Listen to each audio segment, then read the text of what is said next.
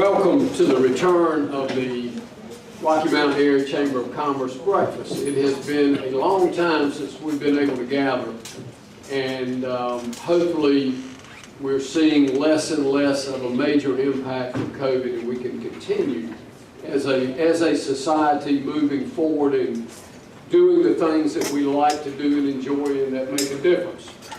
First of all, I want to thank our, they didn't give me that. I do want to thank our co-sponsors this morning, which is Rocky Mount Cummings Engine, as well as Mayor Sandy Robson, who could not be here with us today, our gold sponsors, Body Knoll, and of course Southern Bank, and our host sponsor here, North Carolina Wesleyan University, which I love that saying. We're pleased and grateful for their support and your support as well, and we certainly thank Statso for preparing a wonderful breakfast this morning. There's food left, there's coffee over there. Please continue to eat. I want to thank especially Kenneth Hunter for putting this together. Kenneth called me, I don't know, 6-8 weeks ago, and we've been working on several of these events, and we thought bringing Dan back in here would be a great way to restart our program. So Dan, thank you, and I want to thank our staff, and I want to thank the staff here at Wesleyan as well. Without them, we could not be here today. And as you know, putting events together and having it catered is extremely challenging at times, but welcome. And at this time, I would like to ask Reverend Gellier to step forward and return thanks. Good morning, everyone. Good morning. Let's have a moment of silence before I pray. Lord, we thank you for the gift of another day. It's a day that we've never seen before, and a day that we'll never see again. And with this gift of a day comes gifts of opportunity, and gifts of laughter, and gifts of friendship, even gifts of challenges that will make us stronger and better. We thank you for the leadership of the Chamber. We thank you for the leadership here at Wesleyan. We thank you for every leader and every person and every business that's represented in this space. Thank you for the food that was prepared for us. I pray now for our program and for our speakers, and I pray that everything that we do will give you great glory and great honor. I pray that we strengthen and grow Rocky Mountain, Nash County, Edgecombe County, our surrounding areas, and I pray it will be good for people. We thank you for doing all of this. In Jesus' name, amen. Thank you. And next, I'd like to ask Norris Tolson to come forward and introduce our special guest. Norris. Well, good morning, everybody. Good morning. Welcome to the Wesleyan University. Is Evan here? Evan's up here? No. Yeah. Well, Evan worked really hard to get that university designation, and it's going to be wonderful. We're delighted that happened for the university. When Dan walked in and picked up the program, Dan and I've known each other a long time. And when Dan walked in and picked up the program, he said, "Oh God, what is going to happen to me?" But I'm gonna be polite, Dan. I promise you. We're fortunate to have a guy with the background of Dan Gerlach come this morning and share his perspective. And I'll say this about Dan. I have known him a long time. He is a great North Carolina treasurer in that he knows almost everything you need to know about North Carolina and government and budgets, and people call on him not because he's pretty, but you can see him and he's pretty, but because he's talented. He is extremely smart. I used to say to Dan, about Dan all the time when I was in a room like this, that you could go around and poll the room and he'd be the smartest guy in the room. That may not be true now. Robbie Davis is in the room. We'll let him run a race to the side. Anyway, you're in for a real treat, and I'm not going to take up any more of his time. Dan is a Notre Dame guy. He's been around North Carolina, fortunately, for a long time. He has served governors and people in the General Assembly. he knows the budget better than the budget director. Raleigh knows that even the current budget director is pretty good, by the way. So welcome Dan Gerlach to this podium. Dan?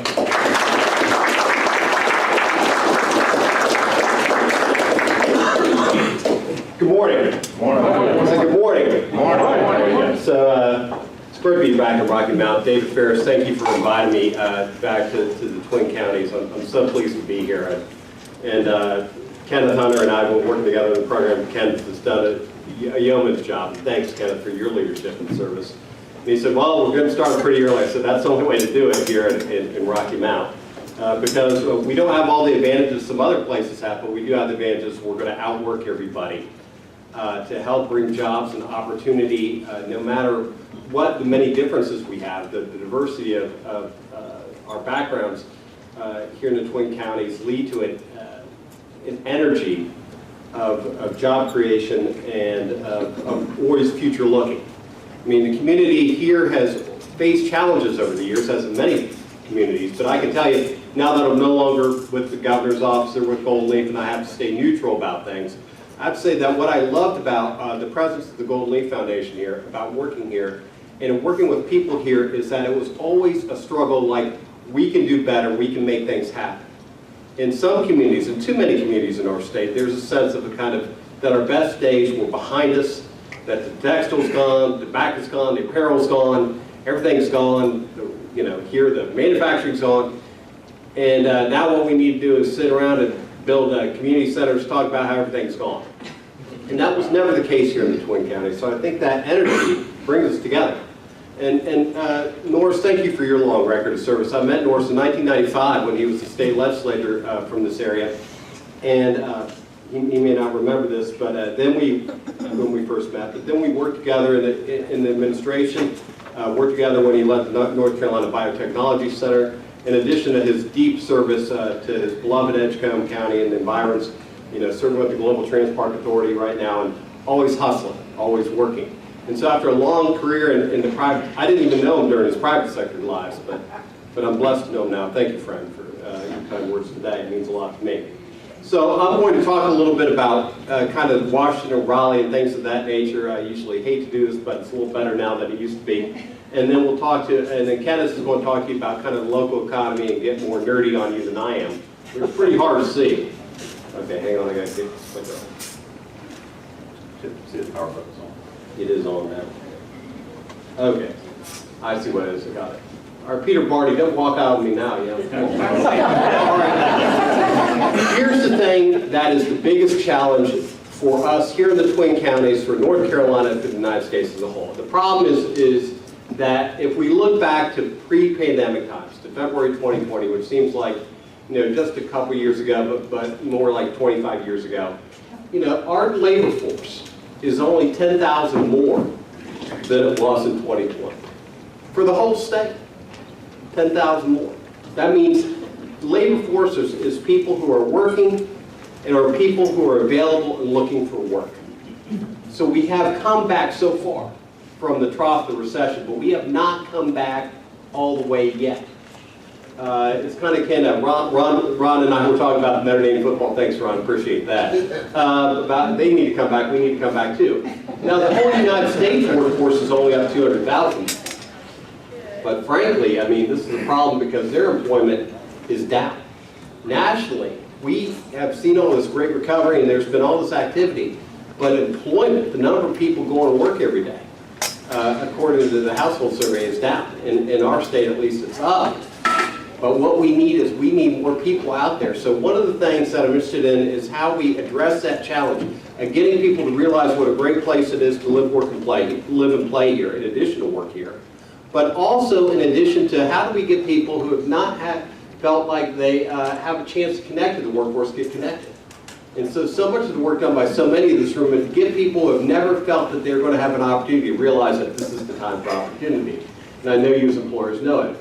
So where are the North Carolina jobs growing? And so you can go blind on this, but understand that the two longest bars, the one in the middle is professional services, and the one kind of third from the bottom is wholesale trade. So over time, when I came to North Carolina in 1995, I got here as fast as I could. is that you have to realize that the Raleigh labor market and the Greensboro labor market were the same size. Now the Raleigh labor market is far greater than Greensboro. So this issue of the idea of it's urban versus rural North Carolina is not all of a piece.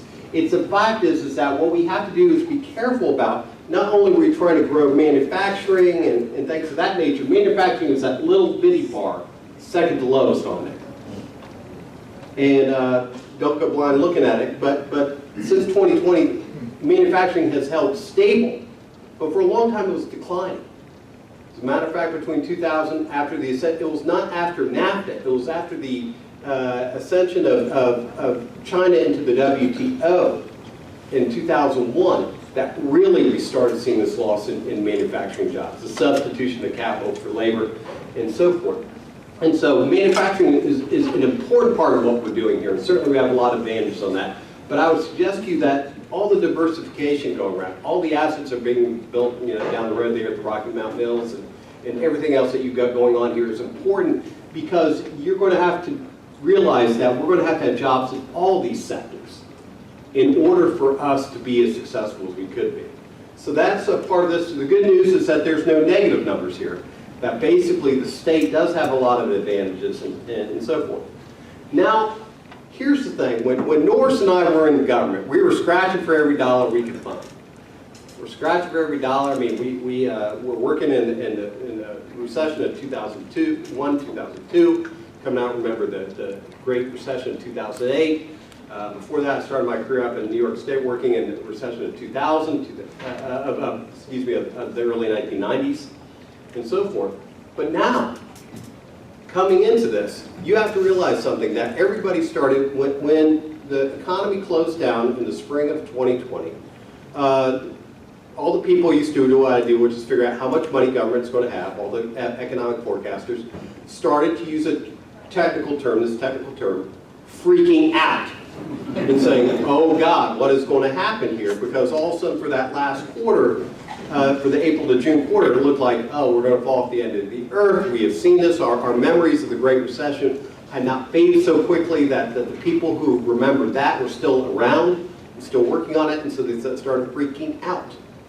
But it comes back and then you realize, oh, wait a minute, hold on, what happened here is that after that happened, that the state revenues in fiscal year 2021 grew by 14%. 14%!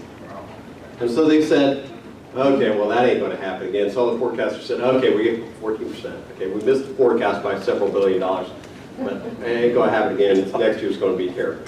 And then because everybody bought all their stuff on Amazon, they will get all the stimulus payments they could, they'll go spend it all, and then they'll be like, oh no, we don't have any money left. And the fact is, no, that's not what happened. That what happened is that in the next year, it grew another 14%. So the General Assembly, Representative Gallagher knows as well, that the General Assembly had $6.2 billion in unallocated funds to start this fiscal year with, the one that started July 1st of this year. As a matter of fact, friends, that on May 8th they released this forecast, people like, oh wow. Now the General Assembly leadership, they're all saying, now y'all just, before that they were saying everybody just calm down, there ain't no money around, ain't gonna be like 2021, nothing to see, we ain't got any money. I'm like, y'all are lying. Now you may be cautious, and rightfully so, because you're worried about inflation and all this idea that there might be a recession stuff, but it's not that the money wasn't there, it's that, will the money continue to be there? That's the question. But they had $6.2 billion in allocated funds. So the little bitty blue bar, the second one, is they thought actually that revenues were going to go down a little bit because everybody had such a great year. Thought it was going to soften. And the gray bar in the middle is basically where it was. That's a 15% miss. Now, if Norris Tolson, Dan Girl had this kind of money to spend, we would be having a big time. We would have spent a lot of it and so forth. And General Assembly and the governor did some stuff on it. Look, in the sales tax, revenues remained strong. Some people thought it was fading. Now, Kenneth is going to talk to you a little bit about the effects of inflation. And when he talks, you listen to what he says about real GDP, about inflation, about real income, real stuff adjusted for inflation. And I will tell you, inflation is the tax collector's friend. Because when you're spending more, you're going more, I'm spending more on clothes and everything else is going up in price. When you're buying it, paying a higher price, you're also, those sales taxes are coming in too. So when the closed shutdown happened, and all you, and I know y'all were doing this, because everybody in America, it seems, was doing this, was sitting at home and they're like, oh, what can I do? Oh my gosh, you know. Well, let's see what's on the line. Maybe I can buy some stuff. Got this check going to buy me, going to fix up my living room, going to fix up my office because this chair hurts. I'm getting young, not getting any younger and everything else. But even so, after all that happened, we said, well, this can't continue. And in fact, you see these kind of dollar amounts that the strength continued, right? And what happened is that the only sector, can anybody tell me what do you think the sector was that fell the most in terms of sales when everything was shut down? Tell. You're exactly right. You in the back. Restaurants and hotels fell off the end of the year. But now they're back because people are going out, you're eating in restaurants and everything else, so that's coming back. So you can see some sales and growth happening. So here's what the General Assembly did. So the General Assembly does two things. One of which is they are very careful about what is called recurring spending, about things that are spending that, you know, increasing salaries, increasing number of positions, increasing commitments that will grow over time. Because they have a fear that what has happened in the past is this has driven us off the edge of the earth, and we can't outpace this. We want to keep our state and local tax burden manageable. We want to keep it low. We want to lower it possible if we want, but we have to control that recurring spending. But then they said, oh wait, there's this other category of spending because you can't ignore the fact that you have a few $billions around. So look at the kind of things they spend it on economic development, on water and sewer, on disaster recovery. And I can tell you, working down the headquarters at Golden Leaf on Stony Creek, when Matthew came through, I was moving stuff out of that cabin, out of the core cabin as fast as I could, watching that water rise, and y'all know this better than me. On money for local projects, both through the Capital Infrastructure Fund and so forth. So here's my advice to you, is when the General Assembly made the budget this year, and they used forecast on May 8th, when they closed the books on June 30th,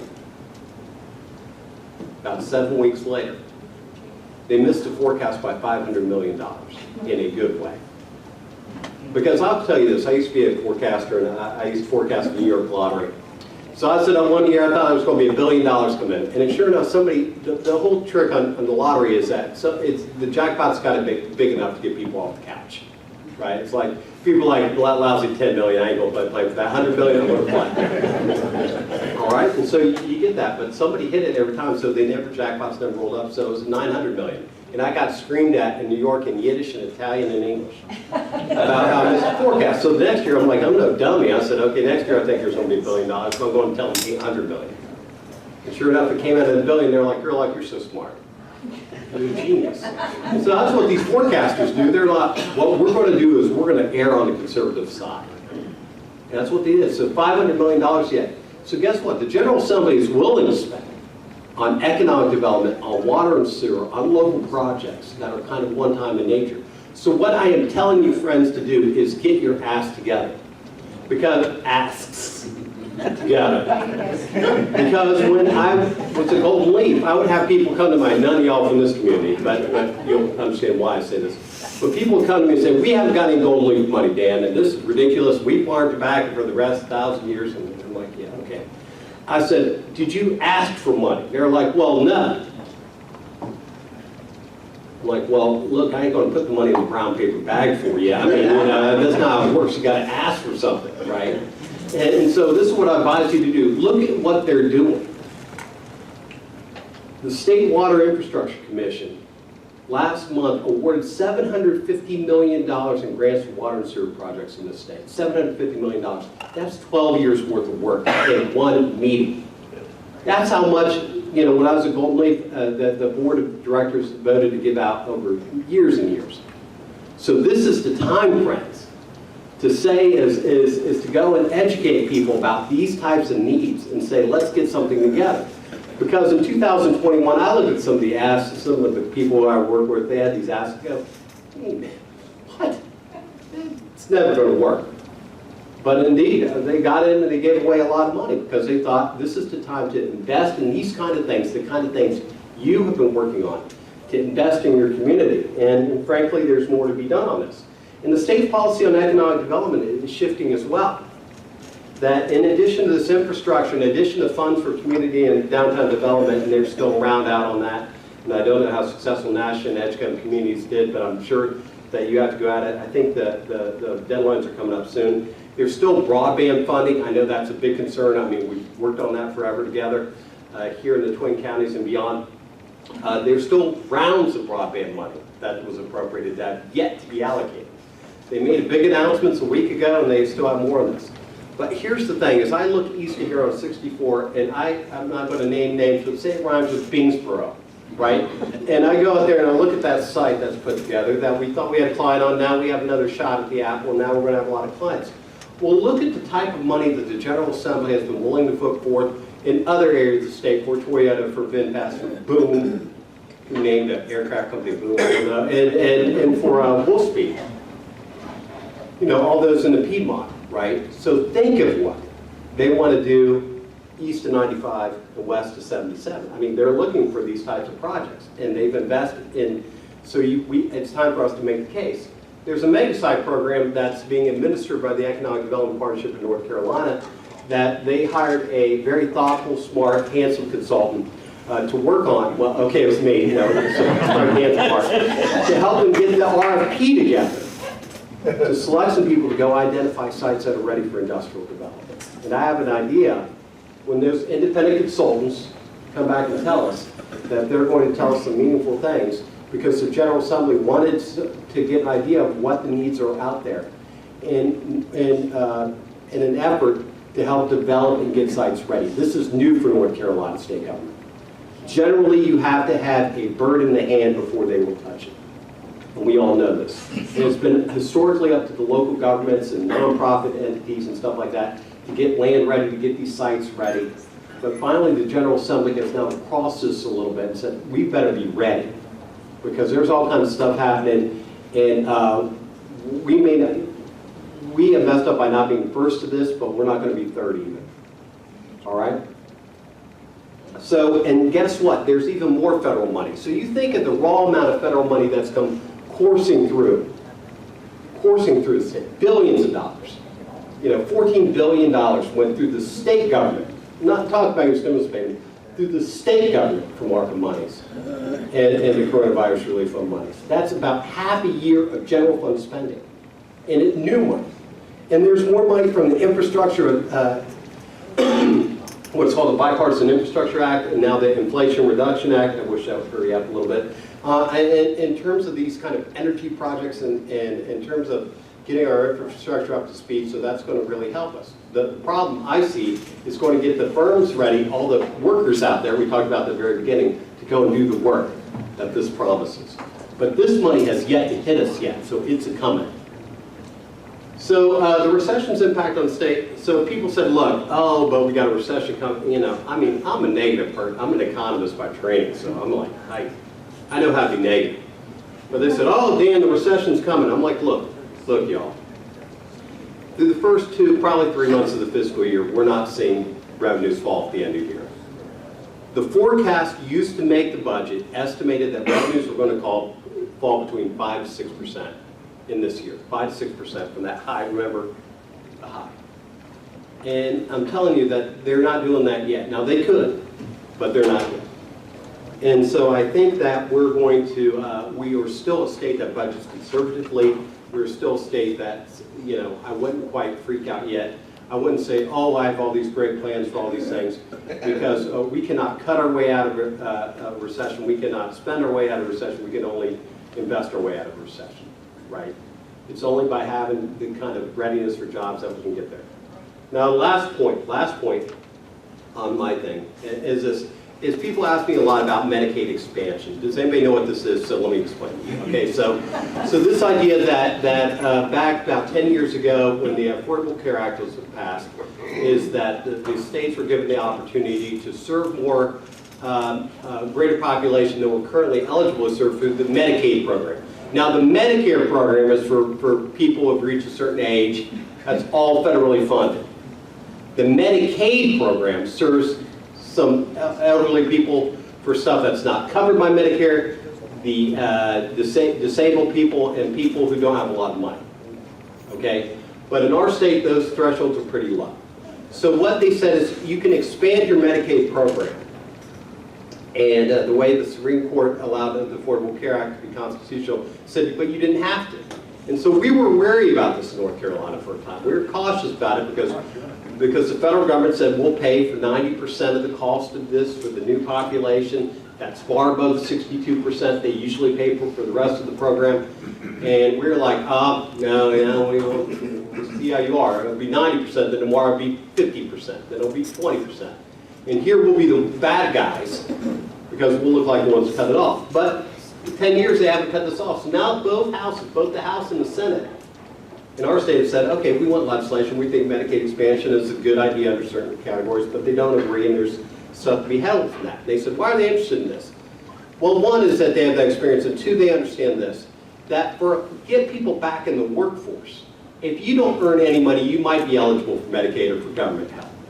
But once you start earning money, then all of a sudden, whoop, you fall off the cliff, and then you don't get the help anymore. So maybe for some of these industries, it'd be helpful if people had the assurance that they're going to get some help from health care, that they would go back to work. Because the problem is that they earn just enough not to get. And we haven't seen that this is deteriorated from the budget. The matching funds for this, they have to deal with the hospitals, to get it from the hospitals through machinations that I don't want to, that even make my hair hurt just to talk about, but say it would not cause a general fund issue for you. It would not be from the taxpayers. And here's the other thing, is so when the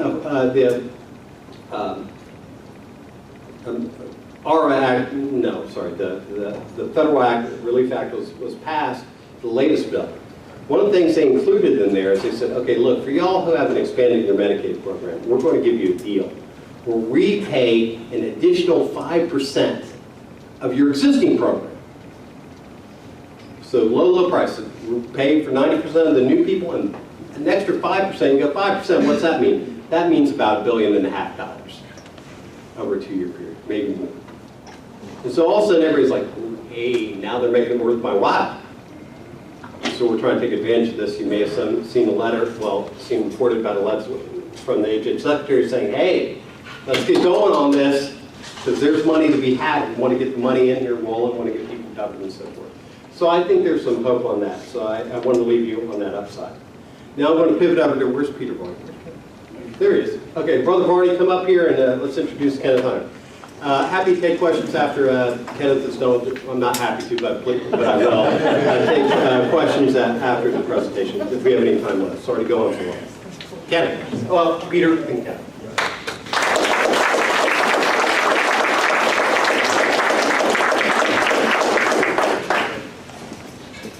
Ken's going to give us a more local perspective on this. It gives me pleasure to introduce to you Kenneth Hunter. He has been with the city of Rocky Mount about 17 years, has had various job titles over that time. Current job title is Assistant to the City Manager for Budget and Evaluation. He is a native son of Tennessee, graduated Tennessee Technological University, majoring in History and Political Science, University of Georgia, Master of Public Administration degree. His expertise that he shows with us at the city is in the areas of local governmental finance, budgeting, performance evaluation, financial analysis, and those topics. As side interest, he is interested in economics, economic forecasting, political philosophy, and financial analysis. These are heavy topics for us here this morning, but let's see what he can do with those.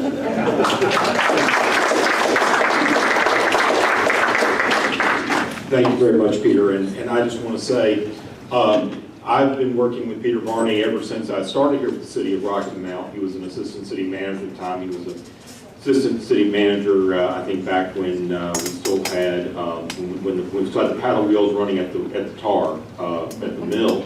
But he's been wonderful. It's been a pleasure and an honor to get to work with him during his tenure now as our interim city manager, and we have many great things going on in Rocky Mount. I also want to take this opportunity to acknowledge our elected officials who are here today, first starting with our city council, Councilmember Tom Harris, Councilmember Lodge Daughtridge, and our newest council member, Javaris Walker. Thank you so much for being here today. Also want to recognize representatives of the Nash County and Edgecombe County Commissions for being here. So many wonderful people here, and we're glad that y'all are part of this. I do want to start off with a brief disclaimer. As Peter mentioned, that I do work for the city of Rocky Mount, but as I've learned in doing these talks, that I need to make sure I create some degree of separation. So I will simply say that the comments that I will be sharing this morning do not necessarily reflect those of the city staff, elected officials. Trust me, I'm not going to go off into the deep land just today, but I did want to make sure that I made that disclaimer. They are my comments alone, and so I appreciate it. And I also want to thank Dan for the wonderful comments that he began with. So if I was to theme this presentation, I would say that the theme would be national challenges, statewide opportunities, and local advantage.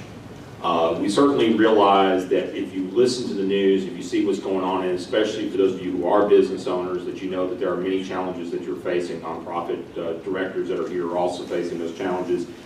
There are some headwinds and issues that we are facing. And today's presentation is going to look at this from a national, we're going to start off with some national information, and we're going to get more regional and local throughout the course, and we're going to try to keep this as brief as possible. What I'd like to do to start off with is talk a little bit about gross domestic product, which is the primary metric that we use to determine the overall health of our national economy.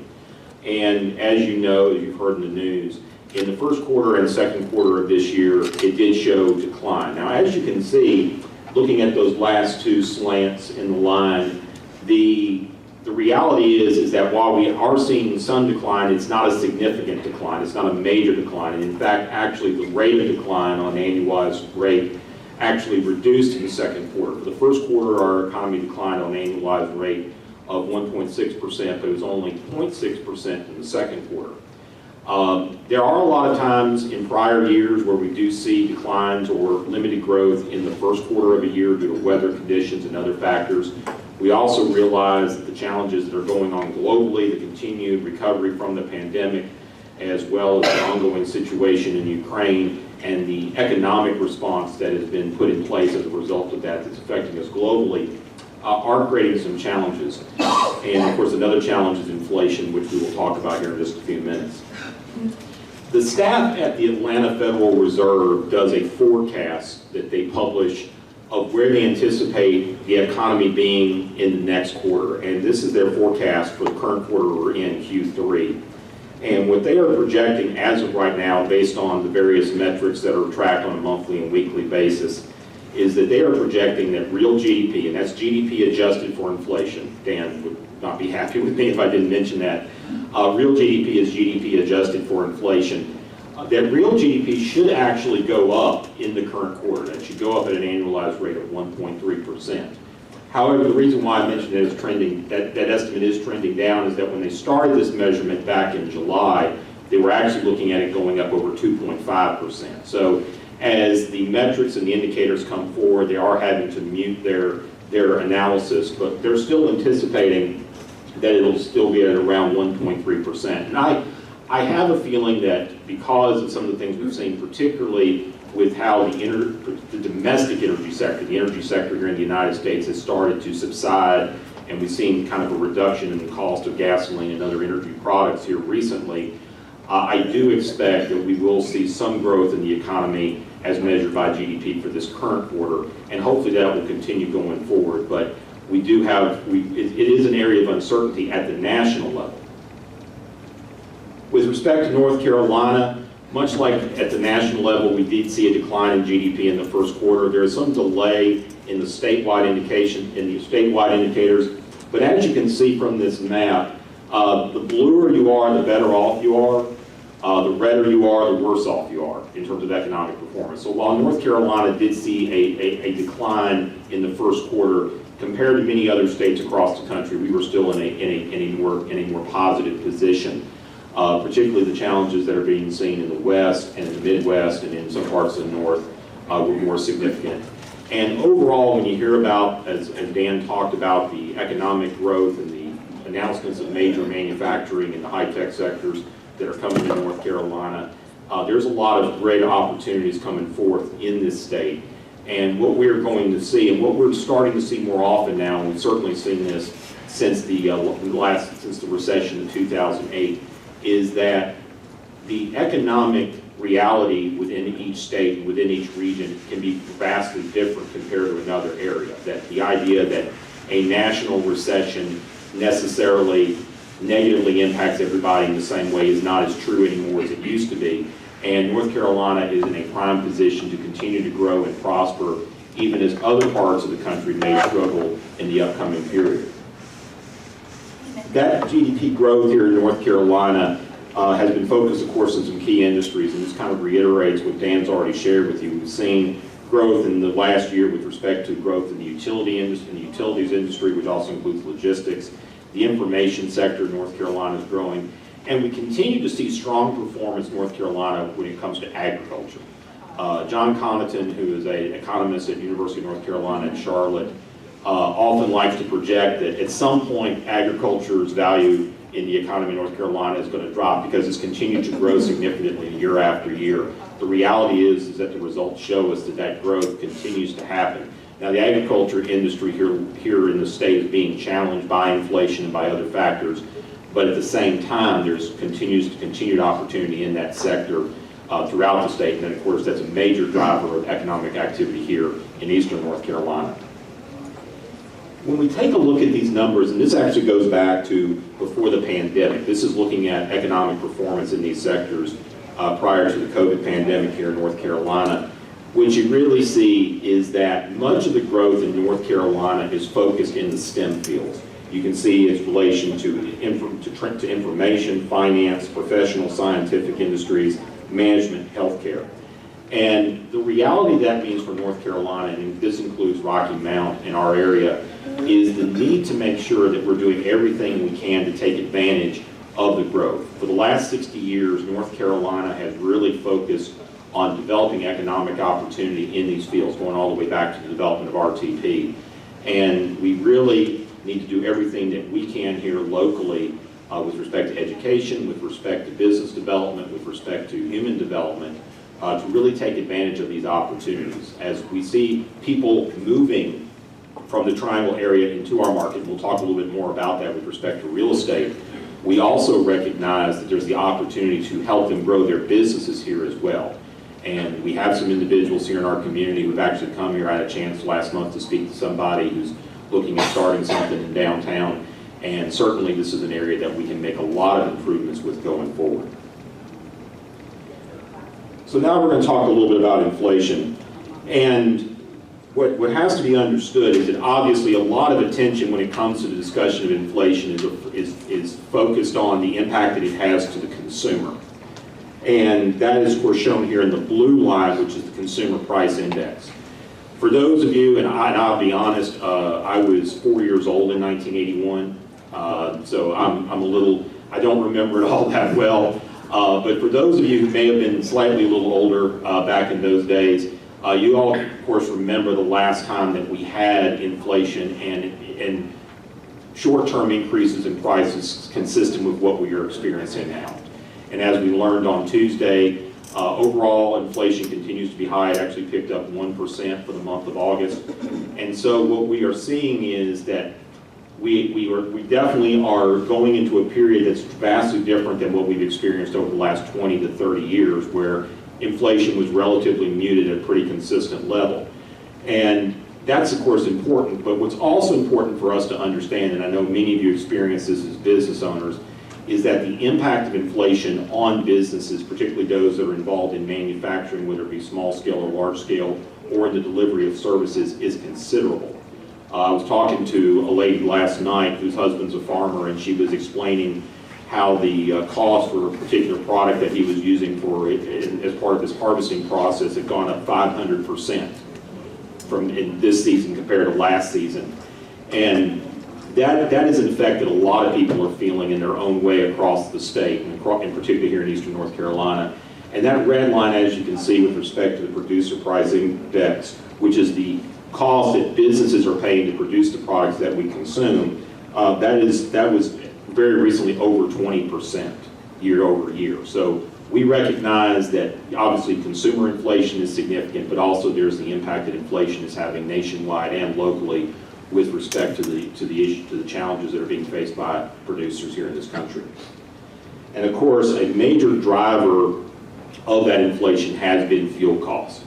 This chart is provided by the Friends of Gas Buddy, and it just gives you an idea of how gas prices have fluctuated. Retail gas prices have fluctuated. The blue line is national, the red line is North Carolina. We typically are below the national average just by a little bit. And as you can see, even though we have seen a sharp decrease in the last couple of months, and we're very fortunate for that, we also realize that it's still elevated compared to where it was prior to the pandemic and a couple of years before that. We also have to be aware, as been talked about, one of the factors that contributed to the recent reduction in fuel prices was the fact that the federal government, the White House, decided to withdraw petroleum from the Strategic Petroleum Reserve and use that and incorporate it into the retail supply. They've actually reduced that reserve by over a third since the beginning of this year, and it'll soon be time for them to start replenishing that reserve. That reserve is primarily there to support the defense industry in cases of crisis, and that, of course, is going to create an additional demand on oil as well as reduced supply. That's going to be a challenge coming in future months, but it'll be up to the people in Washington to decide how that is going to be properly managed going forward. Overall, energy costs serve as a major headwind with respect to our economy on a national and global level. This is a global energy index of energy prices, and again, this looks at it from a global perspective. We are very fortunate in North Carolina, and particularly in eastern North Carolina, to have the reliability and honestly the efficient and cost-effective nature of our energy profile, particularly when it comes to electricity. We're primarily powered by nuclear. We also have some other sources, but nuclear really drives electrical supply here in eastern North Carolina, and we're very fortunate for that. Other parts of the country that are more dependent on other sources for electricity are seeing significant cost issues. They're also facing supply concerns. We've heard about what's going on in California of late. But then also when you look at the situation in other parts of the world, particularly with respect to the upcoming heating season, while there's the likelihood that we will see some issues with respect to natural gas prices here domestically, they pale in comparison to the challenges that are being faced in other parts of the world, especially Europe, with respect to what they're anticipating this coming winter. So there is a challenge there. Of course, it emphasizes the need to continue to expand energy supply across the world and, of course, here at home in the United States. And, of course, figuring out the various technologies and means by which we can increase that supply to make it affordable for everybody in the long term. So now I want to take an opportunity to talk a little more locally about our labor market. Dan, of course, talked about that overall our labor market on a national level and also here in North Carolina is challenged. There was a report that I read earlier this week that we still nationwide are about 500,000 workers short compared to where we were before the pandemic, and there's a variety of social and medical reasons for that. Rocky Mount's labor market, which is represented in the blue lines, it's represented in the blue line, and I apologize, this graph's a little off. It's the blue line to the left and the red line to the right. Has continued. One of our challenges is we continue to see we've not been able to grow our labor force here locally. We know many of you here are business owners, and also you know there are plenty of jobs available. We have jobs available at the city right now. And what we really need to do is find ways to grow that labor force. That not only means trying to improve education, really communicate and promote opportunities, it also deals with helping people overcome the challenges that they have. When we talk about in the city about inclusive and equitable economic development, what we really talk about is really showing opportunity to our residents. And that's something that we want to encourage across the Rocky Mount region. We really want to make that a focal point because it will help us be able to not only grow our labor force, but also grow our employment to be able to show to Norris, so that Norris and others, OPI, can go out there and really advocate for the growth of manufacturing and other business opportunities here at the local area. When we talk about how we're at an advantage locally, real estate is one of those areas where we're really showing a very strong advantage. I want to thank Brett Hill and First Class Real Estate for sharing this information with me. Our local real estate market continues to be strong and it's stable. There has been talk nationally about some areas of the country where we are starting to see a decline in real estate values compared to significant highs they experienced here in the past year. But the key thing I want to say is, of course, at the end of the day, for those of you who know anything about real estate, you know the first thing you always say is location, location, location. And it's especially true now. North Carolina overall has a very stable real estate market, and it's also doing very well here in the Rocky Mount region. As you can see, list prices for the city as well as for Edgecombe and Nash County continue to improve. Rocky Mounts has gone up. This is as of the end of August. Rocky Mounts, the one-year difference in list price was 14%. Sales price has gone up almost 7%. 23% increase in list price in Edgecombe County and a 28% increase in average sale price in Edgecombe County. And Nash County has gone up by 19% in list price and almost 12.5% in sale price. And these trends are continuing to improve. What's also improving for the real estate market is there's a factor known as absorption. That's kind of a situation where you don't want it obviously too high and you don't want it too low. Just a couple of months ago, the absorption rate was less than 1 month here in our area, which is actually an unhealthy absorption rate.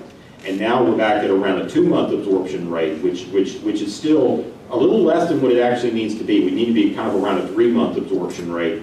And the reality is that that's only going to be improved with increasing the supply of housing available. That's both market rate housing and affordable housing. Obviously, we at the city spend a lot of time focusing on affordable housing, and we also recognize that more can be done not only in the city but throughout the Rocky Mount region to increase the supply of market housing as well, and we'll continue to work to promote that. Looking forward at the national level, there are some concerns with respect to where the economy is headed. The Chief Financial Officer's survey, which is actually now, it started at Duke University, but now it's coordinated out of the Richmond Fed. They did their survey for the second half of 2022, and there are some concerns in terms of where Chief Financial Officers of major companies feel like the economy is headed. This is something that we have to watch. However, at the same time, it should not necessarily make people think that conditions are going to be the same here locally, especially in the Triangle region, but also here in the Rocky Mount area. We also recognize that small businesses are facing a lot of concerns, and inflation drives a lot of that, as well as access to employees, access to capital, access to resources. We realize that's important. It also provides an opportunity for us to be able, for entrepreneurs and individuals to be able to build supply, to create jobs, to be able to provide the resources that those businesses need to be able to grow and prosper. So it should not be seen, it should be seen as a challenging time, but should not be seen as a negative time. It's a situation that we need to overcome these challenges and take advantage of the opportunities that present ourselves. We also see these challenges on a regional level. These are survey results that are provided, that are conducted by the Richmond Fed. I really want to focus on the one on the right, on the far right, the Carolina survey. This is a survey of businesses in North and South Carolina. And just because that number is below the line, that's just an indication of where they think conditions are going to go in the coming months. But again, it's important for us to understand, first, that's not as low as it has been in the past. But it's also important for us to remember that while there is concern out there, there's also a lot of opportunity, especially with the industrial announcements that have been made here in our region and our neighboring regions here in the last several weeks. And to wrap up, this is Mike Walden, who is much more knowledgeable about economics than I am. Not as perhaps as knowledgeable as Dan, but certainly pretty knowledgeable in himself. This is his measures of leading indicators. And while the trend has gone down a little bit, it is still high for North Carolina. It's still in a good position overall compared to where it has been in prior years.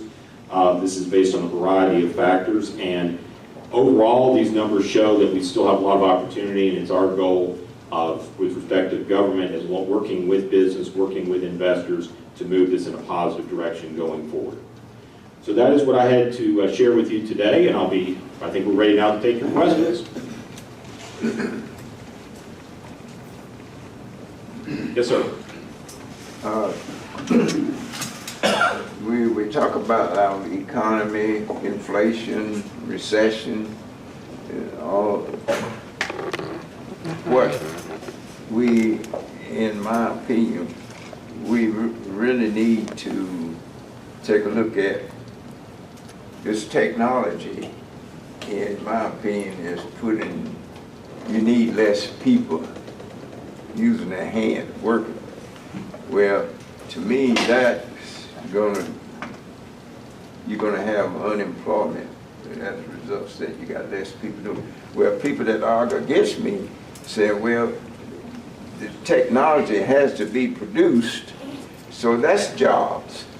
Well, eventually, technology is going to take care of itself. You're going to see robots and all that putting things together.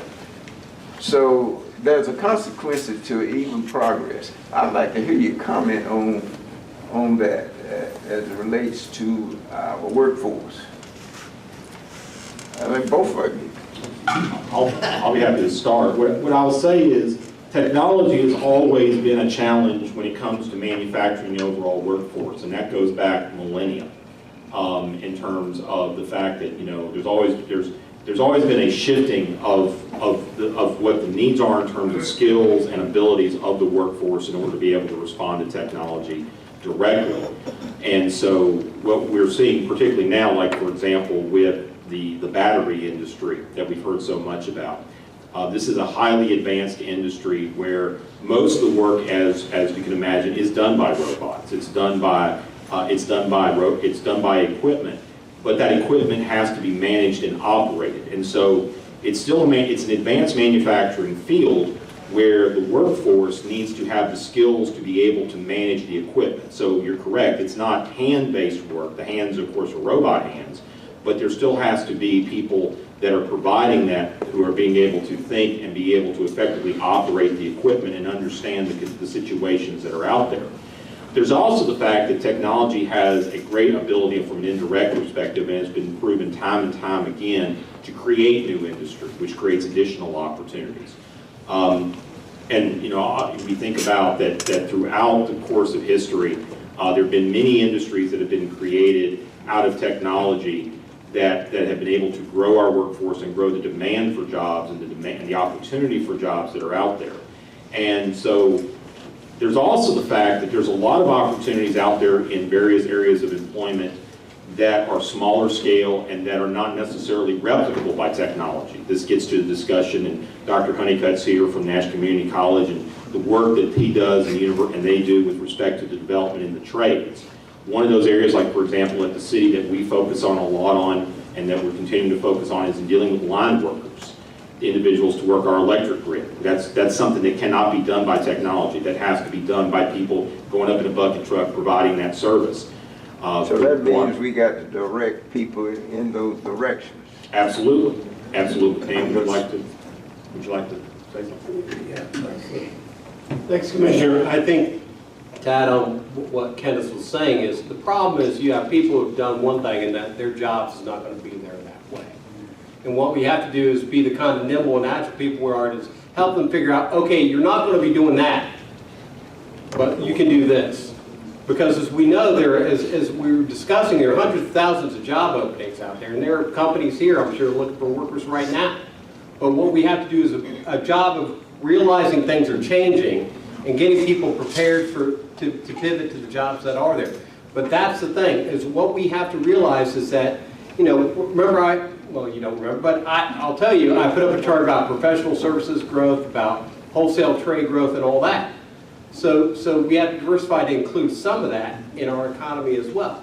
But we can't all be kind of all working in offices and have at the other end, you know, the people pouring our coffee for us, right? I mean, so that, I'm a caterer's son, so I believe about the value of that work.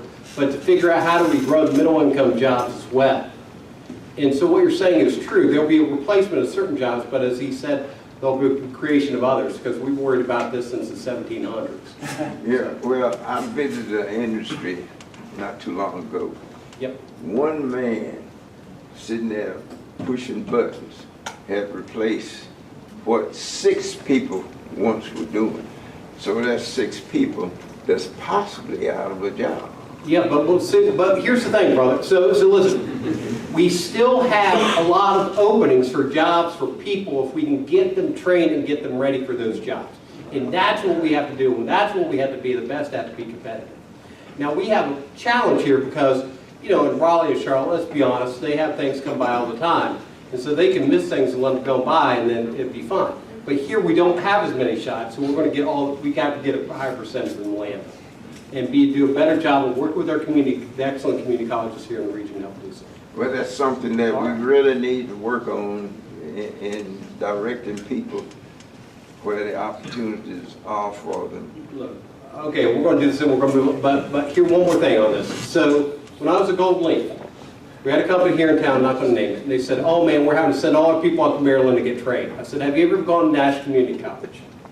And they were like, well, we don't know if they can do. I said, but if you have a foundation here in town that could give them money to help renovate their stuff so that they can train workers, you don't have to send them out to Maryland. They're like, can you do that? I'm like, yeah. But we have to have that's the importance of these kind of conversations, get people together in the room to have these kind of discussions. Sir, did you have a question? Go ahead. Two questions. I was One. going to ask from a state perspective, there needs to be a bigger investment in local community colleges and technical institutes to provide those opportunities for better job training. What is the state doing about that? And then second, your chart on Medicaid, the last slide, it just perplexed me. You mentioned costs would not be borne by taxpayers. Yes, sir. Well, where's the money come? All right, so this is for me. Yes, it is. So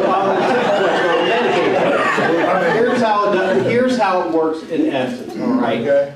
So what happened is that the hospitals will raise the cost of services. Okay, they'll basically assess a tax on themselves. Okay? So that tax pays for the share, the 10%. How do they get that money back? One, if it's built into their costs, the federal government will pay for a share of that. So it's additionally a way to get the federal government to pay even more of it. But don't taxpayers fund the federal government? Yes, sir, they do. But I'm saying this is not, I said, I did not say the tax, like nobody, that this is free. I said that it does not affect the state general fund. So yes, sir, does it cost more? Yes. But here, I'm bearing the cost. No, I'm not done with you yet. So here, I'm bearing the cost right now because just because people don't mean to have health insurance doesn't mean they don't get sick. Right. And they go to a hospital and you have to pay for all those uninsured costs, and who pays that? Me, you know, you and me and everybody else. All right, then back to your first question about community colleges. We don't fund community colleges. No, I didn't say don't fund, but I wish there was more emphasis out of this huge budget surplus for more going to community college. Right, okay, so, amen. So we'll carry that message there. And I believe one of the things is that community colleges, just to put a commercial in for them, is that they have trouble with their faculty as well. And in a lot of places in the state, I don't know if it's the case here, but in a lot of places in our state, I can tell you that the public schools are hiring their faculty away because the public schools are paying. Amen, brother. And so that, I think, is something that we haven't published as well enough about. Now, where we do fund community colleges is like if you know, a program comes here and we need to get training for the particular jobs, we do that well. But I think what we have to do, in addition to the forward-thinking stuff we're doing on getting the land and the buildings and everything ready, is we're going to have to do the same thing with community colleges. So we agree, no daylight between us on that. Yes, sir. Any other questions? Yes, sir. Perhaps Mr. Cannot frame this correct. Mine would be in the area of real estate. One of the theories around is that one of the drivers of inflation is you got too many people with too much money. And in order to stop this inflation, we have to stop consumption. So now we have to raise interest rates to stop a certain population or equal distribution of buying power. So do ultimately we get to the point where capitalism only works if you have a certain population that cannot buy and a particular population that can buy? So what I would say, what you define, yes, the most common definition of inflation that's provided by economists is too much money chasing too few goods. Right. And the challenge that you have is that if supply is not properly increased, when the supply of goods is not increased to match up with the availability of the supply of money out there for it, you end up with inflation. And right now, because what we're seeing is a disconnect in that in the home building industry in mass, and I'm talking about at a national level. The home building industry is not keeping up with the demand that there is for housing. We know that. And what that's doing is, of course, there's this huge demand for housing, and especially in markets like our local market, my home market, my original home market back in Tennessee and others. And that, of course, creates this massive increase in prices, which affects people directly. And the response that agencies like the Federal Reserve and other agencies have when they see this, because they don't control the supply of housing, is they have to find another lever that they can use, and that's when they raise interest rates, which of course also increases the cost of borrowing money, which of course has a direct effect on the cost of housing because most people take out a mortgage to buy a home.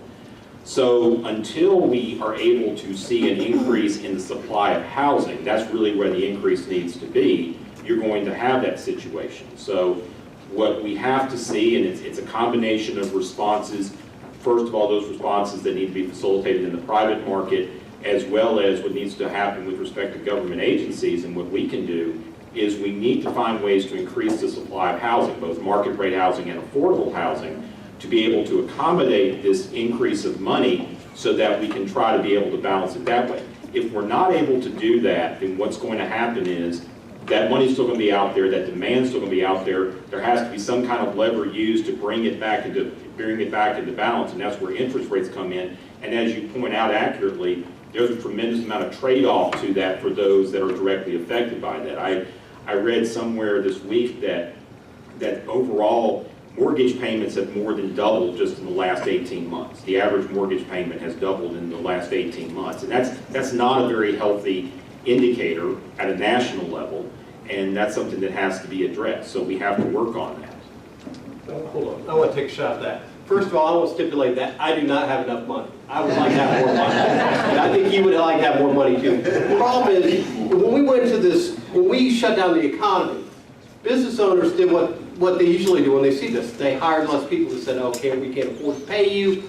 We're going to cut off, orders. We're going to do all this. They shut the engine off in a hurry because there's no warning or little warning this is going to happen. Then it turned out, the federal government said, oh, look, we remember 2008. We're not going to let that happen again. They started injecting money under both President Trump and then under President Biden in the economy in a hurry. And people are like, oh, okay, so I'm going to start buying again. Well, business wasn't ready for that because you shut the engine off. Now you're cranking the engine, like, come on, start. But by that time, you had thrown it off. And usually when you come out of a recession, you come out slowly. So you had time to adjust. We didn't have that time to adjust because everybody's sitting there ordering stuff, like wanting it now, because they had the resources to do it. So it caused a problem. So the Federal Reserve thought, well, this is going to fix itself in a bit. And it turns out they were wrong, that it's going to take a little bit longer. So that was the problem. Because the problem is you had too much money chasing too few goods because the goods weren't available yet because you had screwed up the supply chains, and we need to get those back going. Now, I hope that one of the things that gives us economic opportunity here in the Twin Counties of North Carolina is we say, okay, we're not going to be dependent on China and India, Russia, and other places for our stuff, but we're going to have more of that ready to go here.